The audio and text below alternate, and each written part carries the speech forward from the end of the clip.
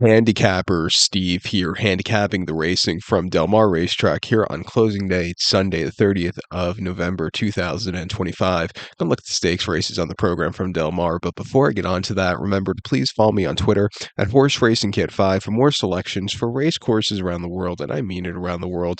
Let's look at the stakes action here. Races 3, 5, 7, and 8, so quite a few races to look at. The third race from Del Mar, it is a Cecil B. Demille Stakes. It's a grade three event going for a $100,000 purse race for 2-year-olds here. Field of 7 horses going 1,600 meters or a mile on the Jimmy Durante turf course.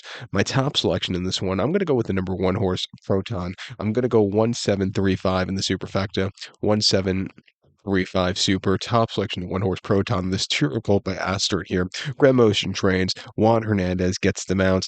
The horse's most recent appearance came in the thoroughbred After Caroline Stakes here at Del Mar, a mile on the 31st of October on Breeders' Cup Friday undercard. And the horse finished second by 1/4 lengths. Had a good tracking trip that day. The winner just conducted his way to the winner's circle a little bit better than this one. But this horse, he got down the race course well. If the race was mile 16th, he could have made it interesting late, but the winner wasn't doing much the best that day. But, he rode with the 77 buyer. I like since his last race that they've kept him on the West Coast, so he's been training and he's more accustomed to the West Coast weather.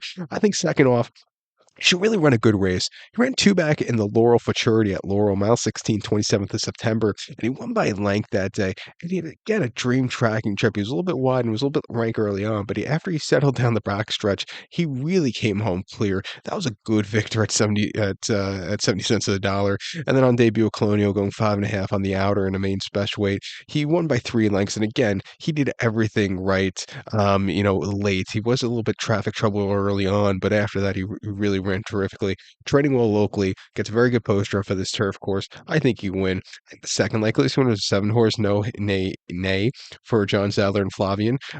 He ran most recently in the Breeders' Cup Juvenile Turf over the mile here on the 31st of October. He was just screwed by the poster, breaking from 13 to 14. He finished 10th by 7.5 lengths. He left to get somewhat good position, but then he just kind of crumbled late. Joel also lost a whip in the lane. What can you do? But when he gets to the front end and gets some, when he gets clear running, he runs terrific races. He actually won the Del Mar Juvenile Turf here on closing day in September, and won the Tyros at Monmouth over the 5/8 on the turf course in early August. And he broke his main quite impressively, going 5/8 on the turf course at Santa Anita. He has a lot of speed into him. He's training well on the Tapeta track at Santa Anita. At 7-5, I know he's a crap price, but he could definitely win here. But to recount my selection for the third from Del Mar, it says Cecil B. Demille Stakes. Going to take the 1 horse Proton. Give kudos to the 7 horse No Nay Nay. Excuse me, or Hey Nay Nay. There we go. 1735 Super, 1-7 in the multi race. The turf sprinters are going race number 5 now from Del Mar, which is the Stormy Liberal Stakes. It's going for a $100,000 purse race for 3-year-olds and upwards. Field of 10 horses going 1,000 meters or 5 furlongs on the turf course. Gonna go take the 4 horse here, Yellow Card. 4-5-6-2 for me in the superfecta. 4-5-6-2 super. Top selection of 4 horse Yellow Card. This 4-year-old colt by Lost Treasure here. Michael McCarthy trains. Kaisuke Tamura gets the mounts. The horse's most recent out came 27th of September at Santino, 6.5 down the hill in the Eddie D Stakes, and he finished second by half a length that day. And he just kind of stalked that day. He had the lead. Reef Runner just caught this horse late, but he ran his heart out. I think cutting back to this turf course, cutting back to 5, where he's running these terrific races, I think he can really run a good race. He ran here in mid-August over the 5 furlongs in optional 80, and he won by half length. He had a dream tracking trip on the inside. When he quickened up, he went away with it. 89 buyer. That was a terrific race. Came back with a career best 99 buyer last time out, which wasn't bad at all. He just couldn't keep up late. But he ran here in July off the bench, 5 furlongs in optional 80, where he finished second by a neck, where he just missed late. He just started that run a little bit too late. But again, he had a good trip that day. And then his races last year weren't bad at all. They actually ran him on the East Coast last year. Most recently, last September, the Franklin Simpson Stakes over the 6.5 at Kentucky Downs, where he had a very good place closing up from nowhere. And then they ran him the Mahoney at Saratoga last summer, where he just really wrapped up the place. But refreshing here at 9 to 2, I think he could win.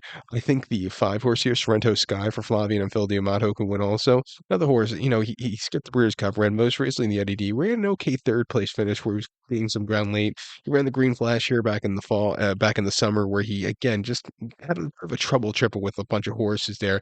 If you look at some of his races like last year when he ran this one, he really had a good trip. He just missed late, but he ran his heart out. And then he won a very nice race after that, Santino going 5 on the turf course.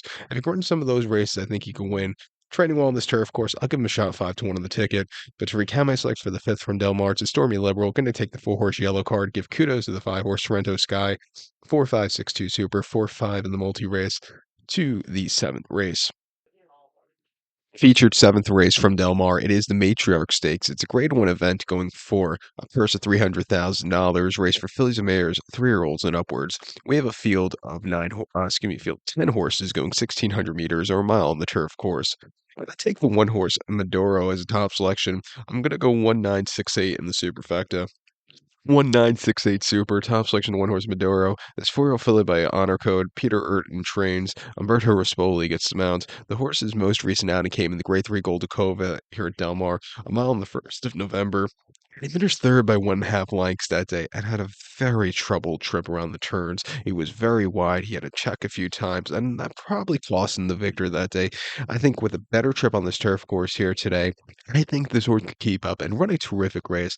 Two back ran the John C. McBee Stakes at Del Mar Mile 8th and 6th September, and he finished second by 1.5 lengths. He still got around the race course.